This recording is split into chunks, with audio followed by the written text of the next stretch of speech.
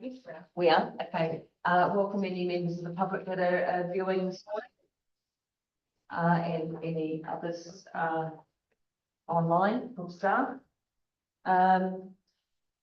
Moving straight into the apologies, we have one from Whakahere Medway. And I'm just waiting for Whakahere Timahoe to come back to me whether he's late or we'll record that apology once I receive it. So can I have somebody please move to second and accept the apologies, please? Thank you, Russell. All in favour? Thank you. Secondly, we move on to the confirmation of minutes of the last meeting held on the 20th of November. I'll take the minutes as read. The motion is that the minutes of the previous meeting be confirmed. Can I move on a second, please, to that? Nicholson, thank you. Cheers, Smith, thank you. All in favour? Carried. Any matters arising from those minutes? That is negative. Thank you.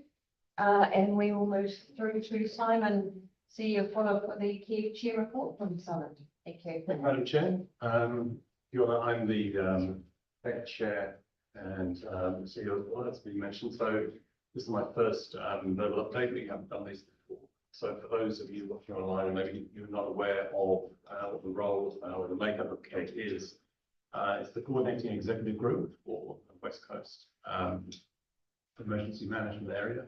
And it's made up of the 4 CEs of the council, plus key reps from Luna, Stands, Adahono, St. John, and also our Manawa reps.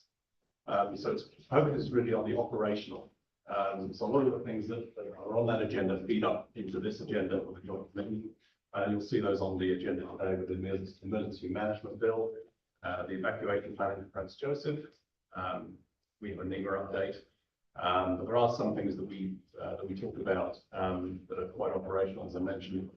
We had a really good update, particularly from on our welfare and recovery work program. So Jamie Klein has obviously taken over that stream of work and has identified a significant amount of work that needs to be picked up, because that's really been dormant for the last 18 months. So it does require a stage of reset.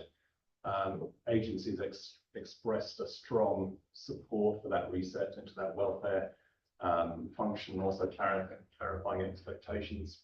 The other key area that we talked about was the recovery function. So recovery is one of those areas that we, across the country, I think, recognise the need to do, but we haven't really focused on it.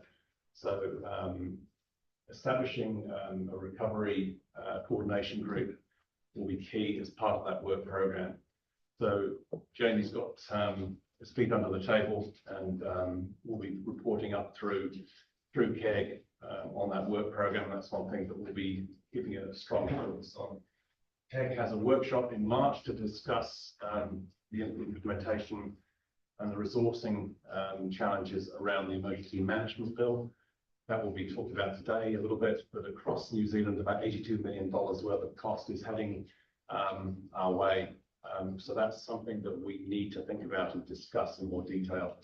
We'll be holding a workshop in March to discuss that, as well as our own work program at KEG, and particularly look around how we improve accountability and visibility of progress.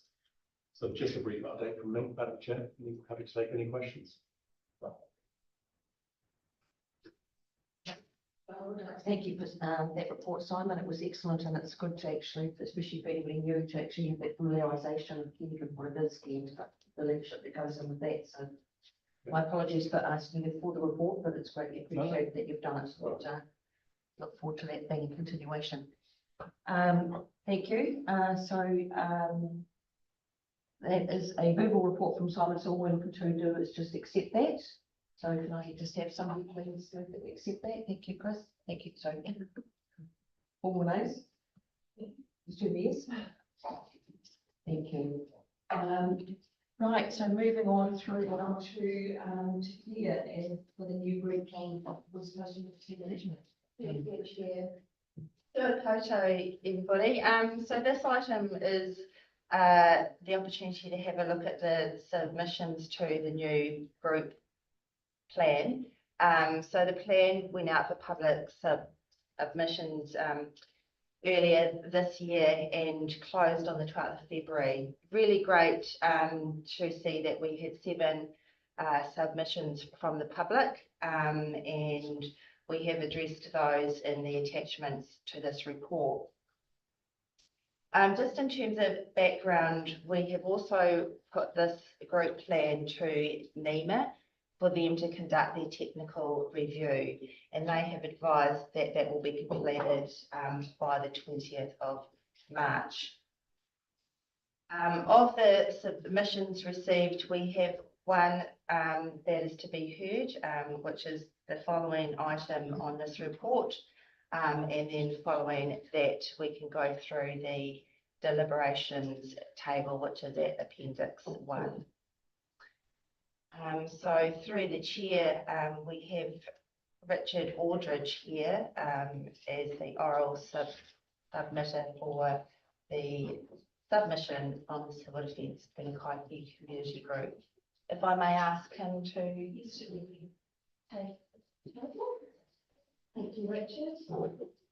Welcome to the table, Richard. Yeah. Actually, my name's Richard Aldridge. That Richard Aldridge, he's a touchy cat.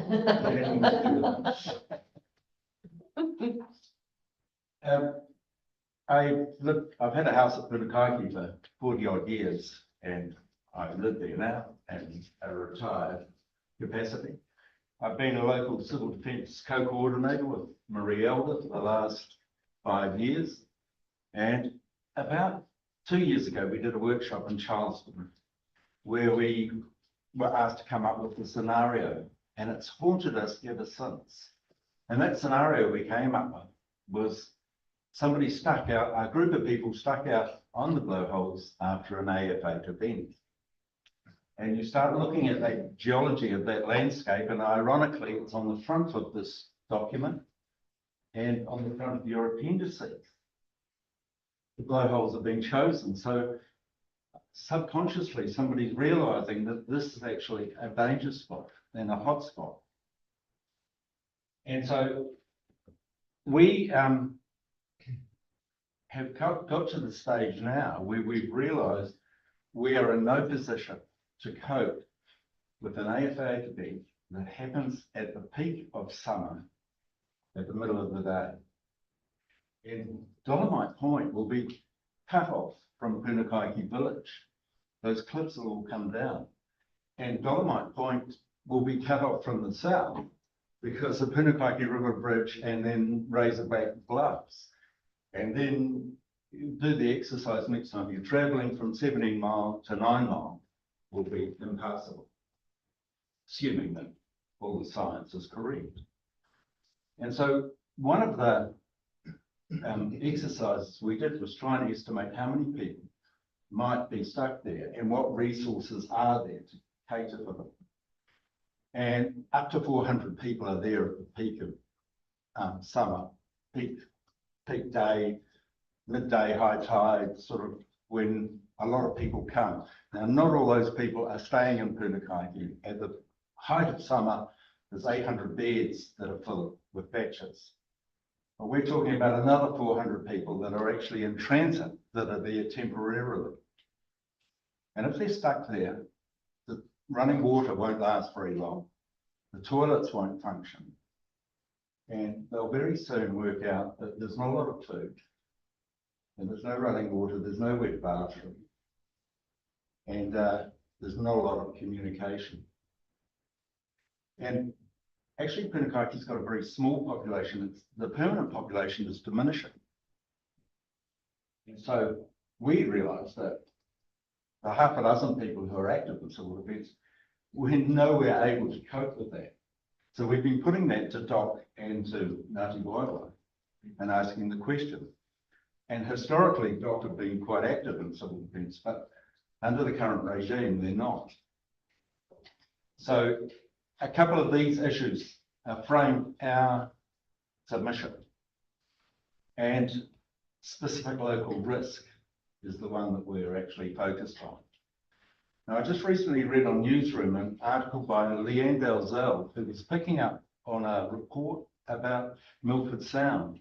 And there's been a scenario plan of an AF8, peak of summer, middle of the day. And they came up with 750 deaths. And I haven't actually found the original report because I can't seem to access it. And you go, that's horrific. And it's outrageous. And you go, actually, the 500 people at Punakaiki will be minor compared to that. And so whatever resources that are available will be highly limited. So we could be stuck there in limbo with those 500 people, some stuck out on the blowholes, waiting, with not a lot to offer. So what I suggest this report or your working group does is look at what is the population increase at the peak of season. Actually, how many more people are on the West Coast and how many people are in transit during the day, because that is different than overnighting. And all those people at Punakaiki are now customers of the Crown. They're all clients of DOC because they're all paying for their parking. Except for the ones that try and do it in 20 minutes. In the law of unintended consequences, we see people running at Punakaiki now to get back to their cars within 20 minutes. Even though effectively what they're paying for their parking is $2 American. The human mindset with psychology, if you say, here's a small charge in front of you, you try and avoid it. And so you get the law of unintended consequences, the reverse of what you want. Because the plan with Punakaiki was to build more so people would stay longer and spend more. And now they're running and they can't go into the shop and they're running to get back to their car to meet this arbitrary 20 minutes. And if they go over that, then they get fined $75. So it's not only petty, it's dodgy. I'll give you an example of a West Coaster that you probably all know, but I won't mention her name. Lives inland from Greymouth, met a family member at Punakaiki for a post-Christmas catch-up who lives further north. Paid her for an hour, had a meal, had a long chat, went back to her car, oops, I'm a bit over, drove off. A week later, got a bill for $75, and a very expensive lunch. So that's a minor just sideshow of the point I'm trying to make about where are these groups of people during the day and at night. And the Crown, DOC, have got paid camping sites in South Westland, a number of Lake Taringa, Gillespie's Beach, very isolated, up to 50 camper vans there a night. And again, they become a huge problem, as we've discovered just with flood events in South Westland, let alone an earthquake event that leaves them there. And we really don't expect, we've been told not to expect helicopters in the first 2 days. So my question to all authority or all entities is, what are we meant to do and how could we possibly foresee it and resource it? On the submission, Marie's put an image there from West Coast Recollect of the blowholes falling apart during the Langahua earthquake, falling over. And that's what part of what triggered our awareness and horror.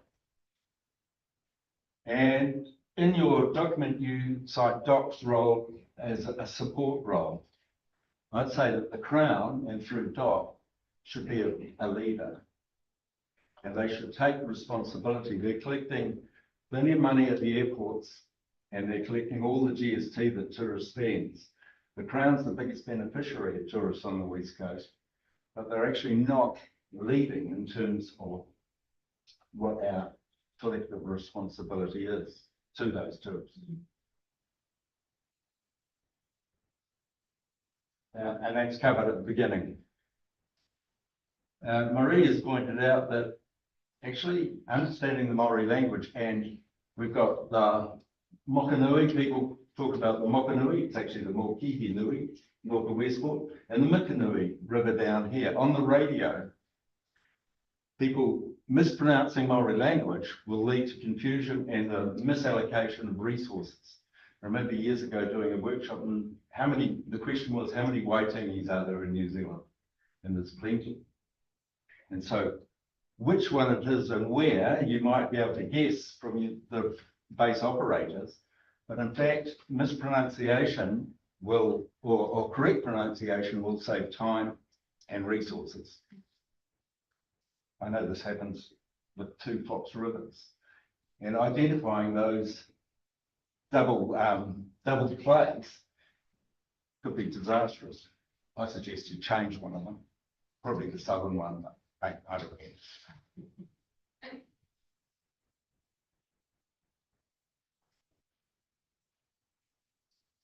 know. Marie's other comment is about Facebook. A lot of people don't use Facebook, and it's not regarded as a primary source of information, and your website should be a primary source because everybody who's got a bit of information will be passing it on, and will soon get confused. So I don't see Facebook as actually being a good platform. Your report also says that the daily flight from Westport to Wellington is down to 3 days a week, and as of the end of May, there's a question mark over it. So that's worth changing and being aware of. And in terms of the airport staying open and functional, well, without a regular flight, it will soon become only occasionally functional, and it'll be less valuable to the people of Holland. I'm sorry, Richard. That's right. But we just need to be conscious of the 10-minute. Yep. So those were the key issues. I noticed in the document there was mention of how many people might be at Franz Joseph during the day, 3,000, but there's nowhere else as any hotspot mentioned. And what I just suggested to Buller is they do a high season, shoulder season and low season differentiation and population on the West Coast. It's a long-winded exercise. I can show people how to do it. You actually have to go to Airbnb in the off season just to see how many there are. And to do it at Punakaiki, we talked to the cleaners, and then we found out how many beds there are and how many people there are.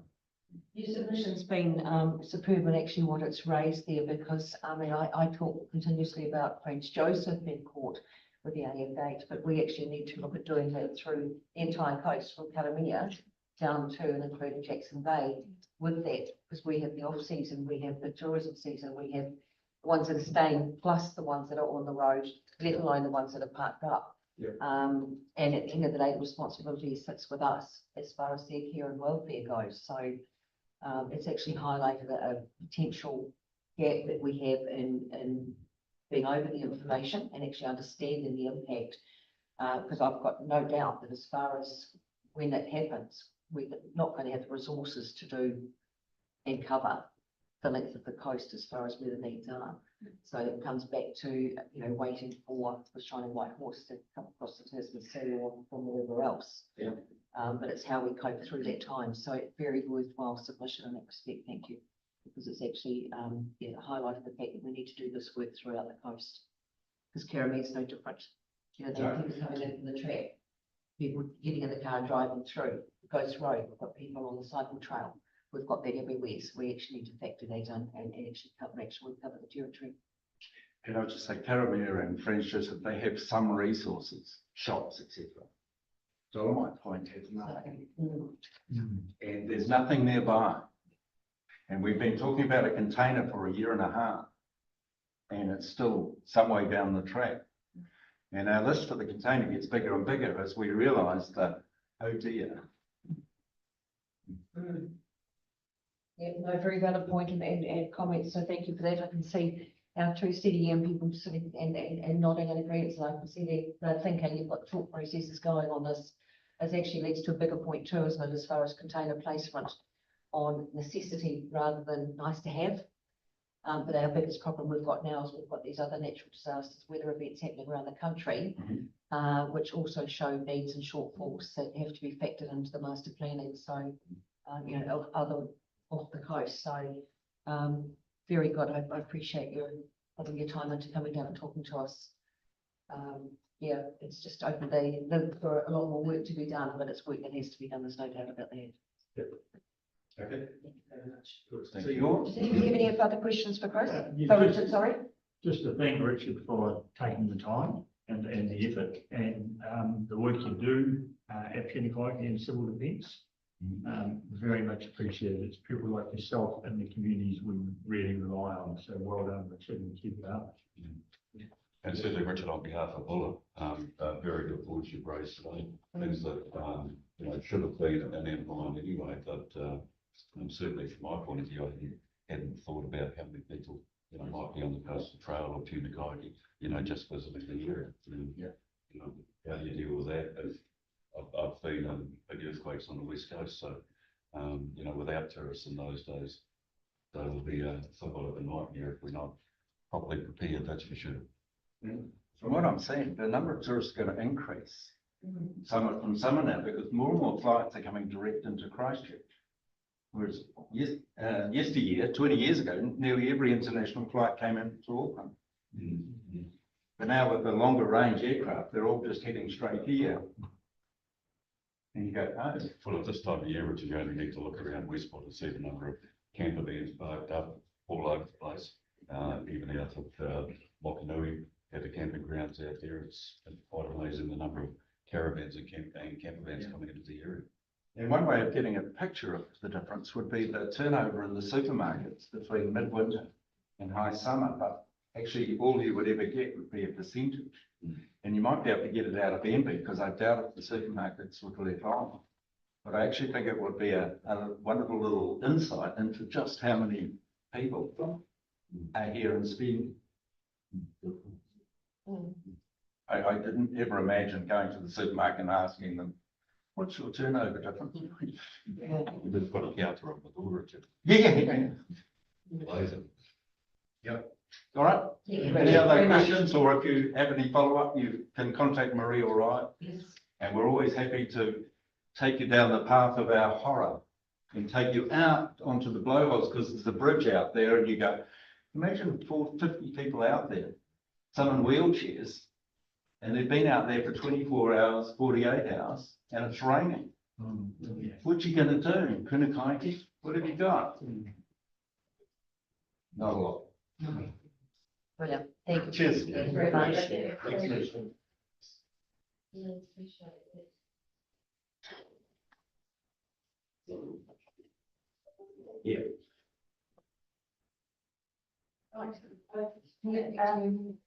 Thank you. So I just want to direct your attention to Appendix 1, which has the recommended decisions to each of the 7 submissions. I might just go to submission 6, which was the submission that we just heard. So the recommendation to that is partially accept. So amend highlighted mistakes in the plan. Obviously, Richard has noted a number of errors that need to be corrected, and also to strengthen the objectives around visitor and tourist response planning, which I think is very important, and we should look to make those amendments.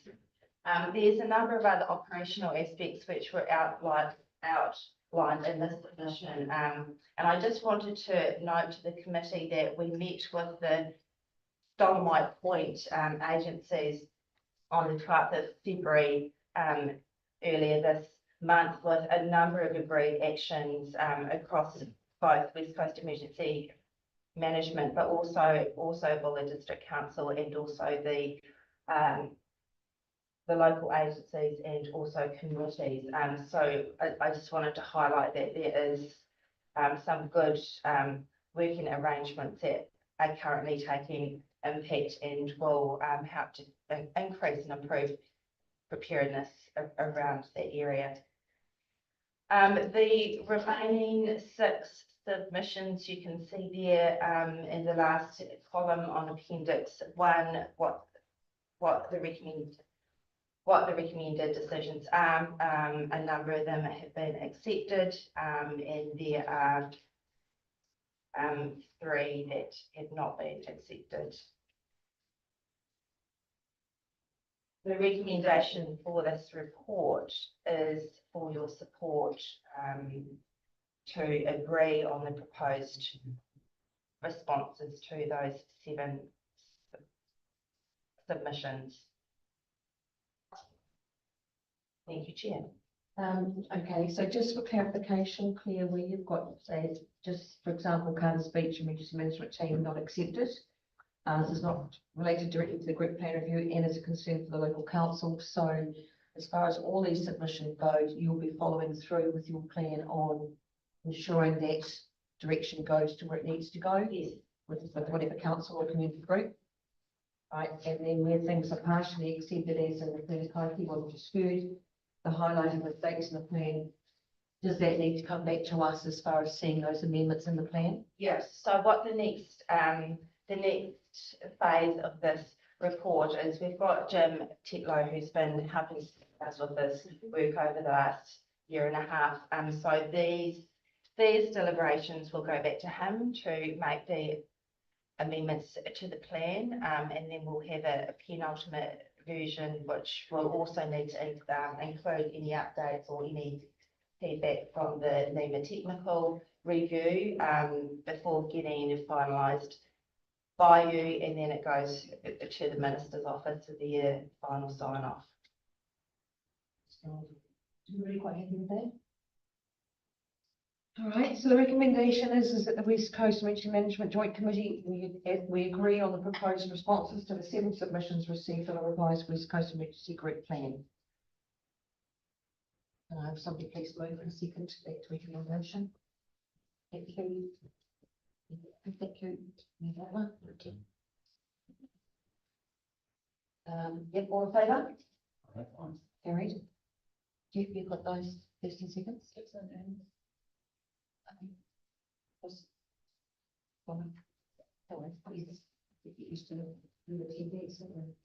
Right.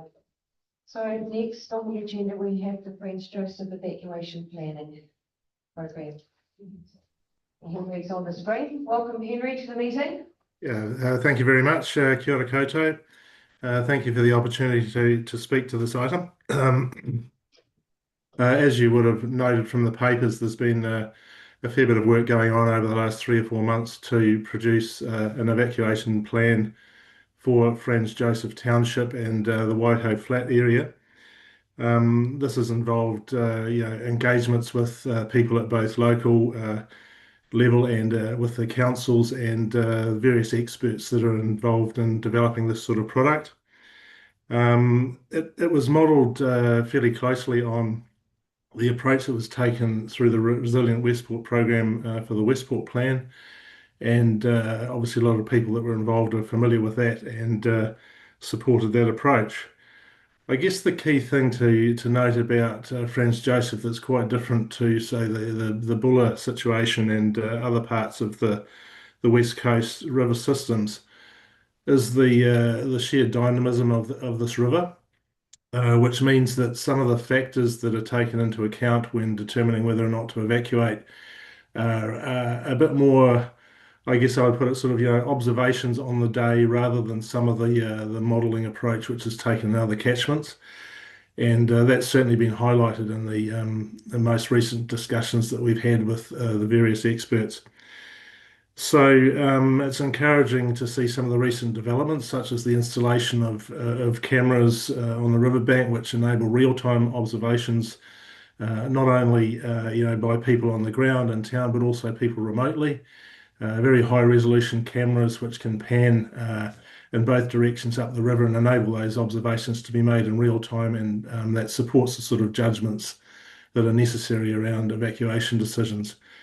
And the key thing with this river, of course, is where the water is actually flowing on any given day, where the channel is, its location to the protection works, and what we know about sort of hotspots or potentially weaker areas of the protection system and how that river is behaving in relation to those. So all those things are taken into account at the time of making these decisions, and the plan as written reflects that.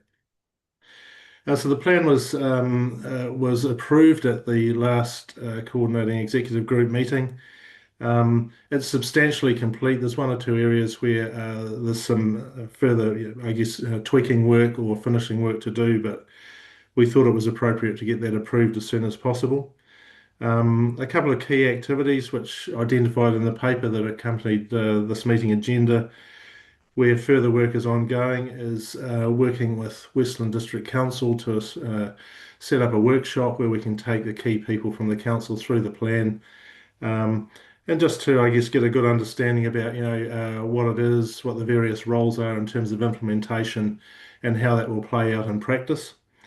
And then also we're some conversations ongoing about commissioning some further work around flood modelling requirements, particularly understanding the potential inundation arising from a Callery Gorge landslip dam break. There is some historic material on this, or academic papers on this, but we just want to sort of investigate that a little further to figure out exactly where that water is going to go and the impacts that it would have in the event of something like that.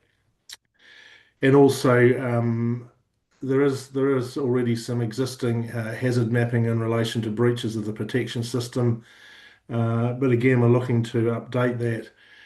For example, taking into account different levels of aggradation of the riverbed over the next few years, and just getting an understanding of what that looks like in terms of inundation of the different areas around the Waiho River, as that aggradation and other sort of features of the river change over time. So that's it from me. Happy to answer any questions if you have any. Thank you, Henry. I've gone through the paper very in depth. It's just a continual live document, isn't it? It's a continual moving target. It's just whatever way you want to frame it, it's an issue.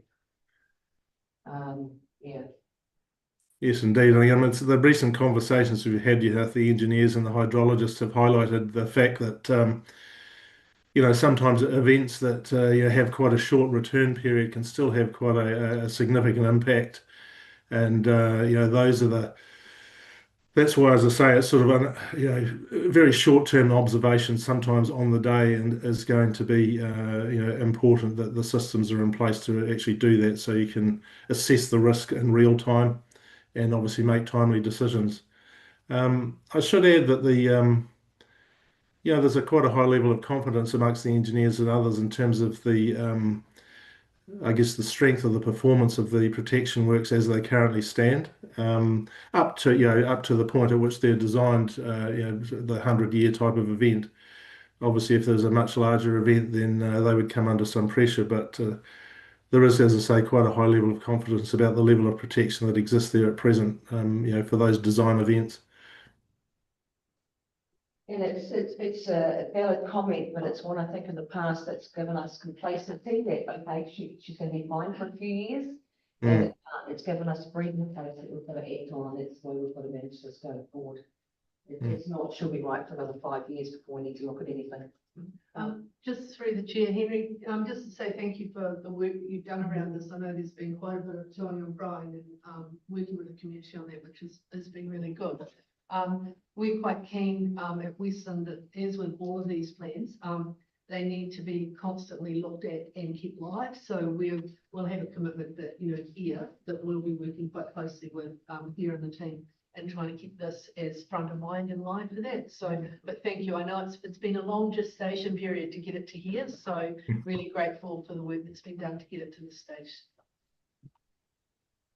Thank you. That's greatly appreciated. Yeah, and I must admit too, the feedback from the community is, it's a lot of the time they feel that they are on their own. When I say on their own, don't take that the wrong way, Claire, because they know that you guys are there, but it's that in-depth planning discussion, turnover, which has come forward with this whole plan, that they sort of feel that we're starting to get things right now. We're starting to understand. And the other thing that they're starting to understand now is what the guidelines that they have to operate within, because in the past it's sort of been, they've made the rules up as they've gone to wherever suited them, and they start to understand that, you know, we can't actually just run with it anymore. So really appreciate the way you've managed the whole process down there. Very much so. Any questions for Henry at the table? No? No? All right, thank you very much for that, Henry. As Bob said, it's a very extensive report, but it's been an essential one. And then potentially will be elements of this that we can take and actually put into other areas as well going forward. So the recommendation is that we receive the current draft Friends evacuation plan provided by PEG on the 4th of February 2026, noting the future work that's required, including workshops and initial flood breach modelling. Can I have a mover and seconder on that, please? Thank you, Mayor Gibson. Thank you, Mayor Russell. All in favour? Aye. Thank you, Gary. Thank you, everybody, for that. And thank you very much for taking the time to join us today, Henry. Greatly appreciated. No, thank you. Claire, over to you for the manager's report, please. Thank you, Chair.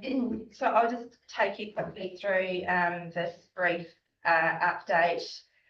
Just in terms of monitoring activations in the last quarter, it's been a relatively straightforward quarter for us as opposed to other parts of the country. I just want to note that there was some concern around the week between Christmas and New Year when we did have some quite severe winds which affected parts of the region, particularly Buller district, with a number of power outages. So, but other than that, we haven't had to have any activations, but we've been obviously very much in touch with other parts of the country and able to offer support as and when required for other activations around the country. As Simon touched on earlier with his KEG report, we've got a full complement team at the moment, which is great. We're also in the throes of putting together 3 NEMA resilience applications. So I've listed in the report what those 3 applications are for. The first is alternate ECC cache, so that is to enable us to have a kit that we can set up if we need to have an alternate emergency coordination centre, which would also, a big chunk of that would be obviously a power source through the procurement of a large generator. The second item is around updating the fuel plan, so that was last updated in April 22 and needs a refresh to have really clear data and insights into what the fuel situation is for the region. And the fourth is around business resilience promotion and coaching. So this is a 2-year proposed piece of work, 80,000 over the 2 years, which would allow us to bring down the great work that's been happening across Westport around business continuity that was funded through the Resilient Westport central government funding.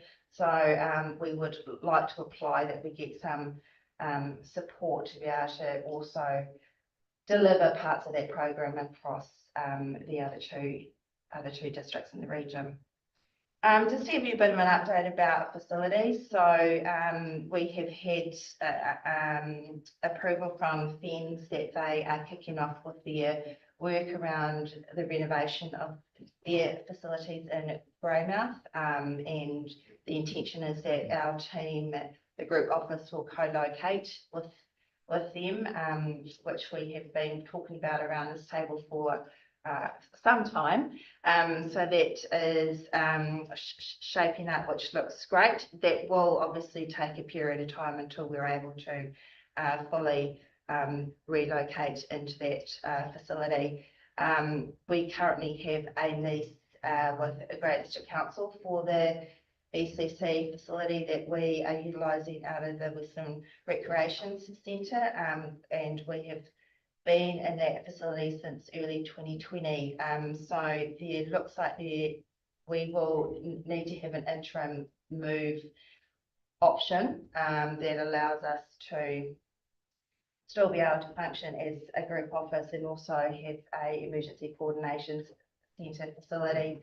At the moment, we're having conversations with the Polytech about utilising the area on their campus for that purpose, which may mean that we would be there for an interim period of time, which could be 6 to 8 months. But all of that conversation and decisions will be taken through KEG, our coordinating executive group, to discuss.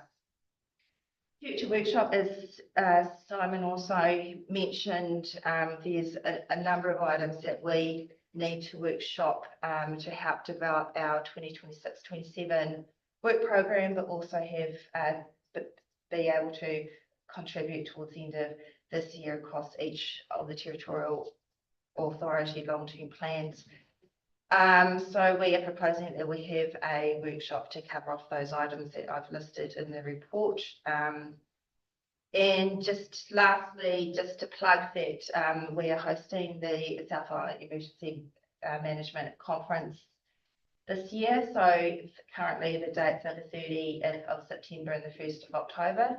So that will be a prime opportunity to showcase and promote the work that we do here across all of you in the room and also of our communities. So I hope to get some more information out about that in the next month or so. So that concludes my report. The recommendation is to receive the report. Thank you, Chair. Happy to take any questions. Any questions, please? And again, thank you for the report, Claire. The conference in September and October is, as you say, a great opportunity for us to showcase. When I've been to the NEMA workshops in Wellington with Claire, it was blatantly obvious to me very quickly how unprepared much of the South Island is for things like the AF8. And I think we're seeing that replicated through the North Island with a lot of the weather events. It's always that it's never going to be happening here. We're not subjected to any of this, we're not at risk, and some of the things have changed.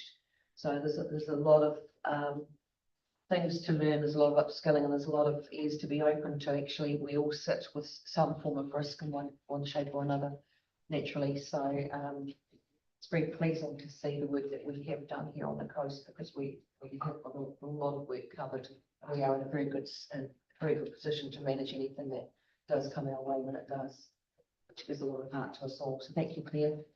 The recommendation, as Claire said, is to receive report. Can I have a mover and a seconder, please? Chair Smith, and I'll be looking to Claire Russell for that over the other room. Thank you very much, team, for that. All in favour? Or at least 3 of us here at next time out of the room. So thank you. Thanks, Claire. Next on the agenda is the emergency management bill number 2. Claire, please. Kia ora koutou again. So this again is a short report. What I have done is I've attached the submission, which was made last Friday, the 13th of February, which was a combined submission made across all of the 16 groups across the country. So that submission, it's 40 pages. It has a summary up front with a cover letter. So that was approved by our regional chief exec sponsors. Excuse me. There's a lot occurring in the sector across the system, and the bill is intended to obviously improve the system, improve clarity around roles, responsibilities, also have some more, be more enforcing around responsibilities across a number of agencies, including the likes of our Lifeline agencies as well. There's a very strong expectation that we can talk to and have clear understanding about risk. As you all be aware, and we work across what we call the 4 Rs: reduction, readiness, response, and recovery. The first R and the last R, reduction and recovery, are the areas that the bill is really intentional in terms of beefing up our expectation and our work across both of those Rs. There's not much more really to say here, other than this is also a topic that we will be including in the workshop that we hold with Peg, so that we ensure that we're aligning the work that we do here with the current direction of the bill. Obviously, the track is to have the bill completed before the general election, which is a very fast track. And it's really important that we're very conscious of what the expectations are across this large piece of work. I think I'll leave it there. Happy to take any questions. And the recommendation is just to note that there was a submission made, which is at Appendix 1. Thank you, Chair. Thanks, Claire. Yes, it's an amendment submission. I had to backtrack, go through and reread some parts of it just to make sure it's all sorted correctly. Right, any questions from Claire? For Claire, sorry, based on that submission? Yes, Neil. Yes, thanks, Madam Chair. This is a comment rather than a question. The key Chair Simon has referred to it in his verbal update, but the feeling of the sector right across New Zealand is that this represents an improvement in the regulatory system that civil defence will operate under into the future. So that's welcome. However, with that improvement comes a much more significant requirement and expectation from local government, both in terms of delivery of service, resourcing and budget. And there has been an estimate between 80 and 100 million of additional cost over and above what level of service local government is currently delivering nationwide to make this bill go, if it goes through select committee and the readings as it is. So a key feature of the work of the coordinating executive group over the coming months is to actually understand what that means for all of us here, and from a resourcing and budgeting and delivery level of service point of view, and to make sure that the joint committee clearly understands what that is, because for all of us that is going to require it to be taken into annual plans and long-term plans from a funding and resourcing perspective. And then, of course, as we all know, how does it all fit under a 4% rates cap? So along with the other things like the resource management system, and one or few other things. So look, that's a piece of work that the coordinating executive group will be really mind to, and that will come up to joint committee. Thank you, Darryl. Any other points from Darryl and Claire? No? Right, so the recommendation is that the report be received. Again, I move in a second, please. Thank you. Mayor Gibson. Chair Smith, thank you very much. All in favour? Aye. Thank you. Thank you. Moving on to the National Emergency Management Agency, and Sean, please, for your report. Thank you, Madam Chair. Kia ora koutou, and nice to see you all. I'll take the report as read, and I have a few additional points, just noting there's been some changes with dates and some additional information to some of these points here. So the first one is that I'm sure you've all seen that the EM bill deadline has been extended to the 15th February. And that's noting that up in North Island severe weather event, just in order to provide a little bit more time for submissions to make their way through to Government and Administration Select Committee. Additionally, NEMA's been busy, as you can imagine, with the North Island severe weather event. So unlike October last year, it was the lower South Island. You would have all seen there's been a lot of activity happening in the upper North Island, which NEMA has been heavily involved in. We've now transitioned nationally into recovery, however, we're still very much postured to support those regions that are currently in response. I believe there's still a handful that are in declared states of emergency. And I guess the implication for the West Coast on that Claire's already alluded to is that's going to delay our technical review feedback for your group plan.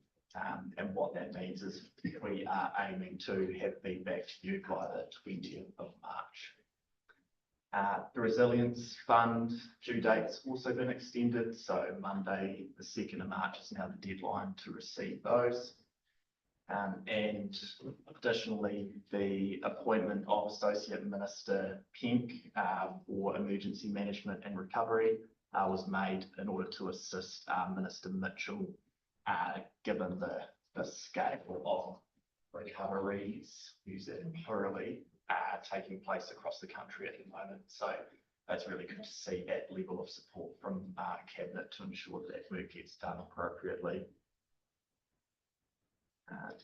That's all I have additionally. Happy to take any questions if you have any. Questions for Sean, please?